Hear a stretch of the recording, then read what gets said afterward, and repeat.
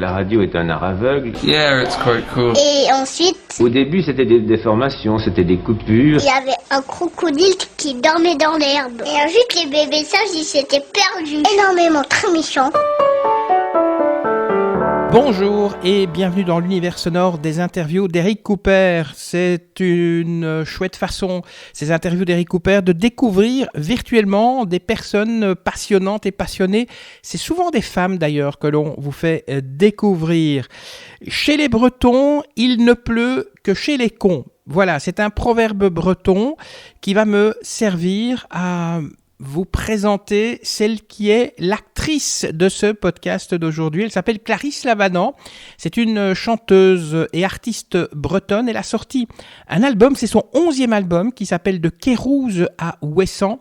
Alors, si vous voulez savoir la chanson que je préfère sur cet album, c'est La ville que j'ai tant aimée. Et puisqu'on parle de chansons préférées, dans l'album qu'elle a sorti en 2014 qui s'appelle L'encre à rêver, vous trouverez aussi une version en langue bretonne de la chanson de Georges Moustaki, le Métèque. Tout de suite, je vous propose donc de donner la parole à Clarisse Lavanant.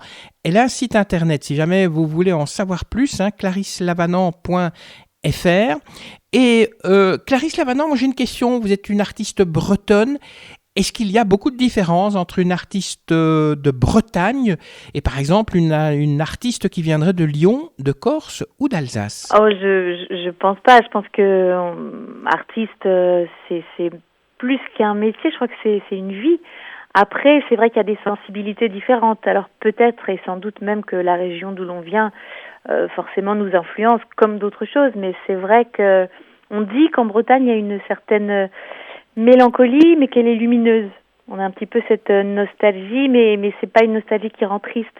Et ça, c'est quelque chose, c'est vrai que je ressens dans ma façon d'écrire ou d'interpréter. Alors, sans doute, oui, on est forcément influencé par son pays.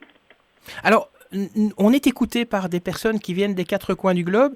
Les Bretons, est-ce qu'on pourrait un petit peu les décrire ? Si on devrait décrire un Breton, qu'est-ce que vous auriez comme qualificatif ?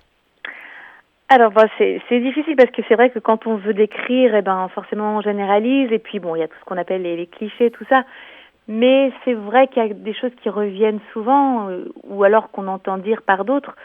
Par exemple, on dit que les Bretons sont un peu bourrus et que le premier contact n'est pas forcément évident. Mais par contre, une fois cette petite barrière franchie, finalement, qui n'est, je sais pas si c'est de la méfiance ou c'est peut-être on attend d'être sûr avant de se dévoiler. Mais une fois que cette frontière est franchie, je crois que c'est pour la vie. Le breton est quand même est beaucoup plus tendre qu'il n'y paraît. Est-ce qu'il y a un moment qui a déclenché votre envie de chanter ? Est-ce que vous vous rappelez de ce moment ? Oui, alors je me souviens je sais que on m'a dit que je chante depuis que je suis enfant, mais je pense qu'il y a beaucoup d'enfants qui chantent. C'est vrai qu'on aime bien chanter. Il n'y a pas encore comment dire, après on ose moins chanter quand on est plus grand. Mais je sais que ce qui m'a beaucoup frappée, c'est quand j'avais 13 ans et que j'ai vu un film sur Édith Piaf, et c'était le film de Claude Lelouch. Et moi, Édith Piaf, à 13 ans, c'est un nom que je connaissais, mais pas plus que ça finalement. Je connaissais pas les chansons, je connaissais pas vraiment sa vie. Et ce film racontait son existence, et je crois que j'ai été très marquée par elle a vraiment dédié sa vie à son art, justement. Il y a une espèce de, je sais pas comment dire, d'absolu en fait. Et je crois que 13 ans, c'est un âge où on se cherche. Et je me suis dit, mais j'ai envie d'une vie où finalement on dédie sa vie à quelque chose. Et là, en l'occurrence, c'est le fait de chanter. Et puis chanter, c'est aussi beaucoup d'échanges. Et je crois qu'à 13 ans, j'avais un petit peu de mal à m'exprimer. On se cherche, en fait. Et puis, c'est dur de communiquer. Et le chant m'a vraiment permis tout ça, où je suis allée vers les autres grâce au fait de chanter. J'avais moins de mal à chanter qu'à parler. Alors, on peut dire que c'est un peu Piaf qui vous a donné l'envie de chanter. Est-ce que vous avez repris une chanson de Piaf dans l'un de vos albums ou pas ? Je crois que je n'ai pas enregistré je la chante souvent sur scène. Il y a toujours au moins l'hymne à l'amour, qui est une chanson qui a été importante dans mon parcours, parce que c'était aussi une chanson c'était l'audition, quand j'ai passé l'audition pour la comédie musicale Les 10 Commandements. C'était cette chanson qui nous était demandée. Et j'ai pris ça un petit peu comme un signe du destin, parce que c'est Piaf, c'était vraiment la personne qui m'avait donné envie de chanter et de communiquer et de transmettre des émotions. Mais c'est vrai que non, je n'ai jamais enregistré dans un album encore. Avant de parler de vos albums, on peut peut-être parler de cette comédie musicale que vous avez mentionnée. Vous pouvez nous en dire plus? Qu'est-ce qui vous a attiré? Qu'est-ce qui a fait que vous avez eu envie de participer à une comédie musicale? En fait, je ne sais pas si j'ai eu envie. Enfin, je n'ai pas non plus... c'était pas prévu, en fait. C'était pas... je crois que j'avais jamais vu de comédie musicale avant, à part peut-être Starmania. Mais je venais de sortir un premier album, en fait, en 2001. Un album d'auteur-compositeur, donc j'étais toute jeune. Et il se trouve que on m'a dit, j'ai reçu un coup de fil comme quoi la comédie musicale qui existait déjà depuis un an cherchait des nouveaux artistes pour continuer la suite, parce que les artistes premiers voulaient quitter, voulaient passer à autre chose. Et donc il y avait toute une série d'auditions qui étaient organisées et on m'a demandé si j'étais partante pour venir passer l'audition. Alors sur le coup, je me suis dit, mais à part la chanson L'envie d'aimer, je connaissais pas bien et je savais pas du tout si elle allait correspondre. Enfin, la première réaction, c'est de se dire, mais je vais pas correspondre justement. Et puis après, je me suis dit, je risque rien et puis c'est toujours bien de chanter justement devant des professionnels. Et en l'occurrence, c'était Pascal Obispo et Elie Chouraki qui faisaient l'audition. Et voilà, donc je crois que je suis allée acheter l'album des 10 commandements pour écouter toutes les chansons. J'en ai appris plusieurs, on nous avait demandé d'en apprendre 2 et je me suis présentée à l'audition. Et c'est là qu'on m'a dit, il y avait un pianiste et la chanson vraiment qui était demandée à tout le monde, peut-être parce que c'est une chanson, l'hymne à l'amour, qui est à la fois une chanson vocale, parce que c'est une chanson où on chante, et en même temps c'est une chanson d'émotion. On ne fait pas que chanter, il faut transmettre aussi. C'est une grande chanson d'émotion et d'amour. Voilà. Et il se trouve que ça s'est très bien passé. Je crois que le pianiste m'a dit, c'est une des rares fois où on nous laisse vraiment aller jusqu'au bout. Moi, j'étais contente parce que j'aurais été frustrée d'être arrêtée au premier couplet, par exemple, parce que c'est une belle chanson. Quand on a commencé, on a envie d'aller au bout.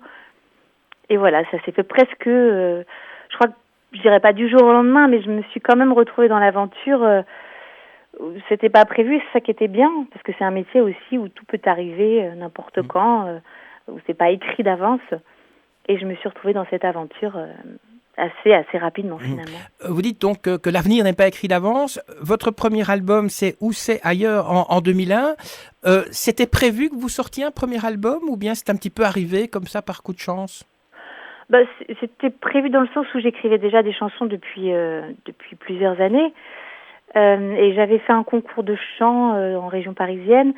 C'était un ingénieur du son qui était dans le jury et c'était Laurent Thibault qui était lui-même, qui tenait le château d'Hérouville, donc qui avait enregistré quand même des légendes comme David Bowie, Yvelin, enfin voilà, et qui m'a un petit peu pris sous son aile suite à ce concours, et qui m'a demandé de venir enregistrer chez lui pour faire des essais. Et là, il m'a présenté un musicien qui s'appelle Michel Aumont, un guitariste, et qui après, Michel Aumont m'a présenté un producteur qui s'appelle Éric Basset.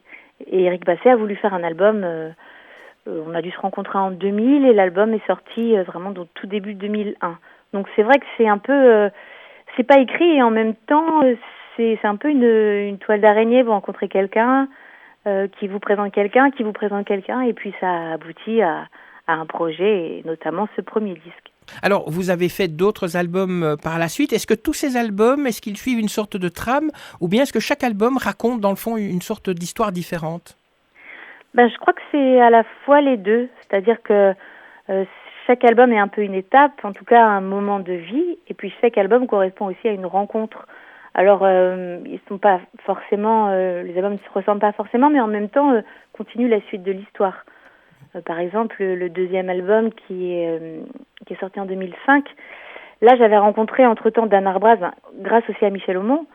Donc forcément c'est un album différent parce qu'il y a la couleur musicale de Dan Arbraz et en même temps c'est ce qui m'a rapproché aussi de la Bretagne justement.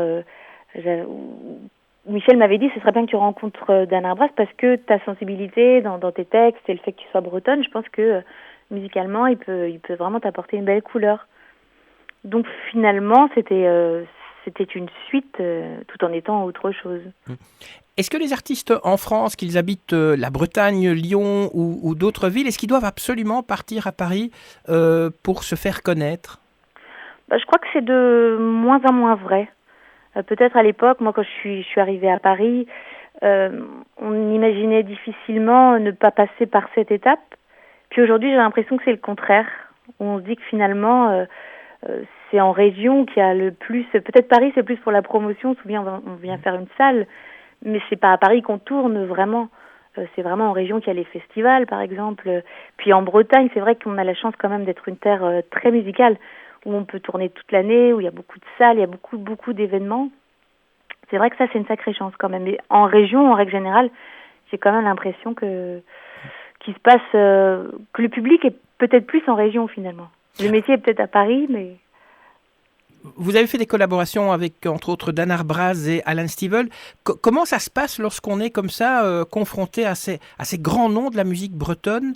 Est-ce que vous êtes arrivé à vous imposer? Comment vous faites pour travailler? Est-ce qu'il y a une sorte d'échange? C'est une relation d'égal à égal ou pas? Disons, c'est vrai que j'étais très jeune en plus quand j'ai rencontré par exemple Dan ou même Triande, mais il y a, je pense qu'il y a beaucoup de bienveillance et une espèce de transmission finalement.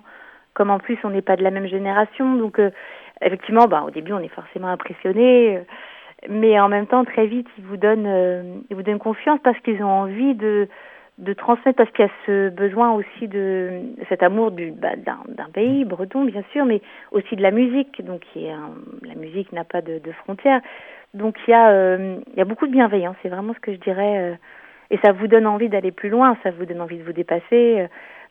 Par exemple aussi quand ils vous demandent d'écrire un texte, qu'ils vous confient une musique, ça donne quand même des ailes. On a envie de ne pas décevoir, et ça c'est très porteur. Votre dernier album, qui est excellent, je tiens à le signaler, s'appelle De Kérouz à Ouessant.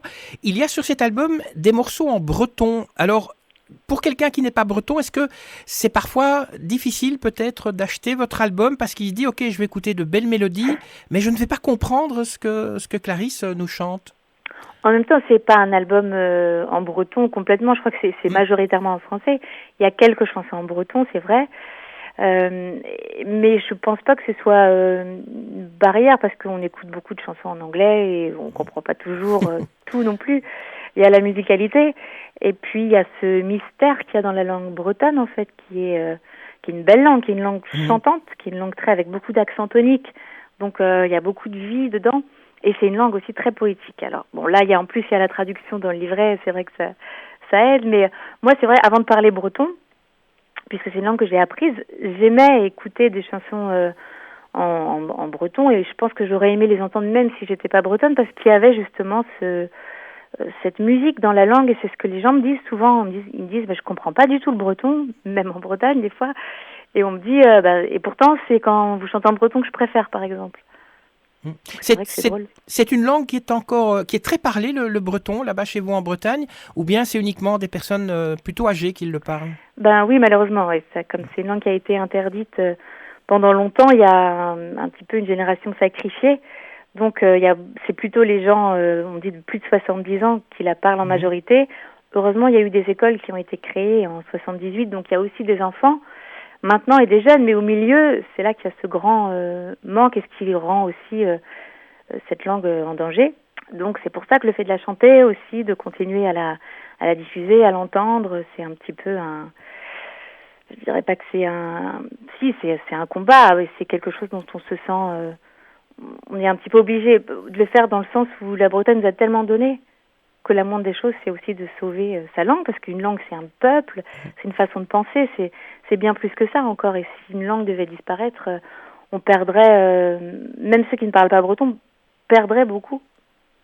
Alors, en Europe, il existe un petit pays qui s'appelle la Belgique. Vous pourriez un jour venir en concert en Belgique? Oui, bien sûr. Vous n'êtes pas encore venu, je pense. J'étais venue avec les 10 commandements, mais enfin c'est autre chose. C'était un peu un grand spectacle. Je crois que c'était à Bruxelles qu'on était venus. Donc moi je suis pas venue toute seule. Mais par exemple, venir présenter De Kérouz à Ouessant, votre dernier album, ça pourrait se faire éventuellement. Oui, d'ailleurs il avait été question, donc ça s'est pas fait, mais c'est vrai qu'il y a je pense que ces chansons justement qui racontent quelque chose, je pense qu'en Belgique on a aussi cette culture de la chanson, donc effectivement peut-être même, j'irais peut-être un peu loin en disant ça, mais parfois plus en Belgique qu'en France, ça parlerait peut-être encore plus, je pense. Et comment en fait est né cet album? Comment un jour vous avez décidé de le créer? Et aussi, est-ce que les chansons qui sont dedans, elles sont toutes de vous, ou bien c'est des chansons que vous avez reprises d'autres artistes? Oui, ce disque, c'était vraiment une envie de... Moi, j'ai écrit 3 chansons, mais le reste, c'est des chansons d'auteurs-compositeurs, inspirés quand même par la Bretagne, mais ce sont des gens comme Louis Capard, Claude Besson, Anne van der Love même, qui avait, même si son nom ne l'indique pas, avait des racines bretonnes. Donc c'était un petit peu à la fois un hommage à la Bretagne et aux belles chansons de Bretagne, qui sont pas forcément ce qu'on appelle des tubes, bien qu'elles soient populaires quand même. Mais vraiment des belles chansons. J'avais envie des chansons d'auteur, en fait, avec des belles mélodies, avec des textes poétiques. Et puis, j'avais envie de rendre hommage à la fois à ces gens-là qui les ont écrites, qui m'ont donné envie aussi d'écrire et de chanter, et peut-être aussi de me rapprocher de la chanson. C'est pas de la chanson bretonne, c'est de la chanson de Bretagne, finalement. Et de la chanson française de Bretagne aussi. Il n'y a pas que la chanson écrite en breton. Il y a les deux. Mais il y a aussi cette chanson, cette chanson française de Bretagne. Et ces gens-là que j'aime beaucoup, parce que j'ai partagé avec eux des beaux moments de scène, comme avec les Triandes. C'était une façon aussi une espèce de rétrospective, de pas oublier finalement tout ce qu'on a partagé. Puis c'était le bon moment, je crois que j'avais envie de faire cet hommage maintenant, et je après dois dire, toutes ces années. Voilà, La ville que j'ai tant aimée, moi c'est ma chanson préférée de cet album. J'ai lu dans la presse, je ne sais plus où, qu'on parlait de vous comme une sirène. Une sirène? Oui, une sirène de Bretagne. Donc, vous êtes une sirène de Bretagne ou pas ou... En tout cas, j'aime beaucoup l'élément de l'eau, de la mer. C'est vrai que j'aurais du mal aujourd'hui, j'ai pas toujours habité près de la mer, mais là aujourd'hui, c'est vrai que je me sens pas... j'imagine même plus ne plus être près de la mer. Ça m'est vraiment vital, ça vous donne tellement d'énergie, c'est un tel imaginaire, c'est une telle inspiration. Un jour où vous êtes un peu fatigué ou vous vous doutez, vous allez au bord de la mer et vous avez l'impression d'être ressourcé. Ça donne envie de venir en vacances en Bretagne, ce que vous dites. Dites, Clarisse, quel est votre plus gros défaut? Dites-nous. Mon plus gros défaut, c'est dur d'en choisir qu'un. Non, un seul, ça nous suffira. Je dirais, c'est un peu contradictoire en fait. C'est que je suis à la fois très impulsive et en même temps très indécise. Alors, je ne sais pas si c'est l'astrologie, mais je suis bélier ascendant balance, donc c'est un peu les contraires. Mais j'ai à la fois ces deux côtés. Il y a des fois où je vais vraiment réagir trop vite, ce qu'on appelle être trop impulsif, puis je vais le regretter. Et puis il y a de nombreuses fois aussi où je n'arrive pas à choisir. Parce que on dit que choisir, c'est renoncer. J'ai envie toujours de choisir la bonne... faire le bon choix, et puis du coup, c'est dur de choisir. Et votre plus belle qualité? Je crois que je suis assez généreuse. C'est ce qu'on dit. Alors, est-ce qu'il y a un parfum qui provoque en vous des émotions? Quand vous rentrez dans un endroit, quand vous sentez ce parfum, ça vous rappelle certains souvenirs? Et si oui, lesquels? Évidemment, j'ai envie de dire la mer. Et il y a un parfum d'ailleurs qui s'appelle Réminiscence et qui sent vraiment la mer. Et je le mets même quand je suis... quand je voyage ou quand je suis loin d'ici, j'ai l'impression d'être quand même au bord de la mer. Est-ce qu'il y a un livre d'un auteur breton que vous pourriez peut-être suggérer à nos auditeurs? Oui, alors il y en a beaucoup. En ce moment, je suis en train de lire de relire les papiers collés de Georges Perros. Mais si je devais en citer qu'un, quand même, je citerais Xavier Graal. Alors pareil, c'est dur de choisir, mais peut-être Barre d'imaginer ou sa biographie, qui est un gros livre, mais qui vous donne envie d'entrer dans tout l'univers de Graal, qui est une poésie tellement viscérale.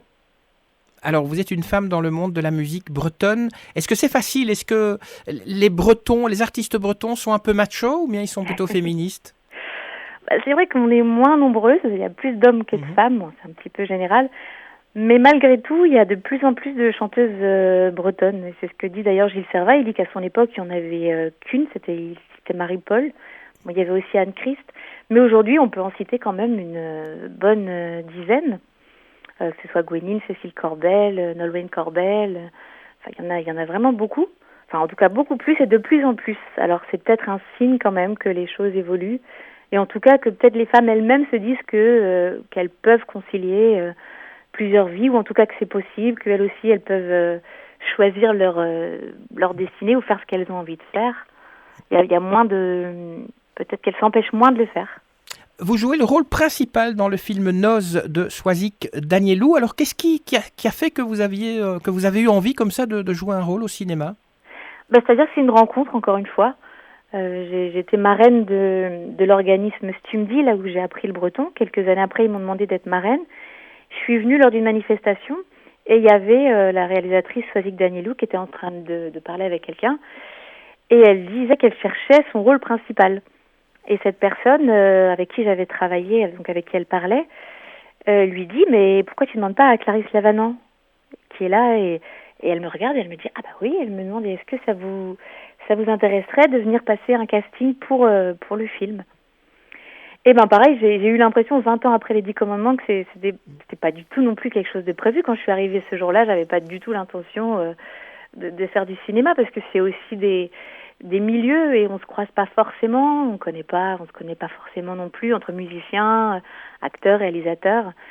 Et je me suis dit, on a toujours cette appréhension de se dire mais je connais pas du tout, je sais pas du tout si je suis capable.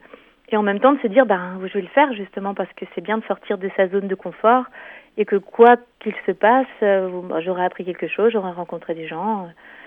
Et voilà, j'ai dû faire 2 castings et l'aventure a démarré comme ça aussi. Et vous ne chantez aucune chanson dans ce film ? Si, je chante un petit extrait d'une chanson de Gilles Servat qui est Erika, parce que le thème du film c'est aussi autour de la marée noire. Erika, en fait, c'est 20 ans plus tard et c'est l'histoire d'une famille qui a été très marquée par ce drame, des secrets de famille qui ressurgissent, donc c'est à la fois une histoire collective et un drame personnel. Donc c'était un film un petit peu c'était très dense à jouer, il y a beaucoup de sentiments, des scènes parfois qui sont difficiles, mais j'ai beaucoup appris, j'ai vraiment appris en faisant, parce qu'il n'y a pas eu de formation avant, c'est en faisant le film que j'ai appris et c'était une belle expérience. Alors une dernière question, l'avenir, un nouveau CD, peut-être un nouveau film, qu'est-ce que nous réserve Clarisse Lavanant pour le futur ? Alors le film n'a pas encore été diffusé, donc je vais quand même attendre avant d'en refaire un, mais il y a effectivement un nouvel album en train d'être enregistré. Cette fois-ci, c'est un album personnel, donc des chansons que j'ai écrites avec des belles collaborations, des gens que j'ai rencontrés depuis ça fait 20 ans maintenant que le premier album est sorti, donc ça va être un album qui s'appelle Ici. Et c'est une chanson, le premier album s'appelait Où c'est ailleurs, c'était pas voulu, mais c'est un petit peu comme si c'était la réponse, mais en même temps, c'est une autre histoire. Et puis, il y a une autre aventure là qui est sur les rails, ça s'appelle Cœur de Bretagne. C'est pas une comédie musicale, mais c'est quand même un spectacle musical qui regroupe une 20aine d'artistes, entre les musiciens, les danseurs. Moi, donc, je suis la chanteuse du spectacle. Et depuis, c'est vrai, les 10 commandements, j'avais pas fait de spectacle collectif comme ça, où on est si nombreux autour d'un thème où finalement la vedette, ça sera la Bretagne. Et je suis assez contente de repartir sur les routes parce que c'est une tournée nationale. Et c'est vrai que j'aime beaucoup, j'aime bien aussi chanter toute seule. J'ai des spectacles où je suis a cappella, j'ai des spectacles avec musiciens. Mais là, un spectacle où on est très nombreux, c'est aussi quelque chose qui me plaît. J'aime bien en fait passer un peu d'un extrême à l'autre parce que du coup, vous n'êtes pas dans la routine. C'est toujours quelque chose de différent. Et puis partager avec plein de gens, avec une troupe, c'est quand même assez euphorisant. Merci à vous, Clarisse Lavanant, pour ce chouette moment que nous avons passé ensemble. Je rappelle donc, Clarisse Lavanant a sorti son 11e album que je vous suggère. C'est de Kérouz à Ouessant. C'est son 11e album, donc il y en a d'autres. N'hésitez pas à compléter la collection.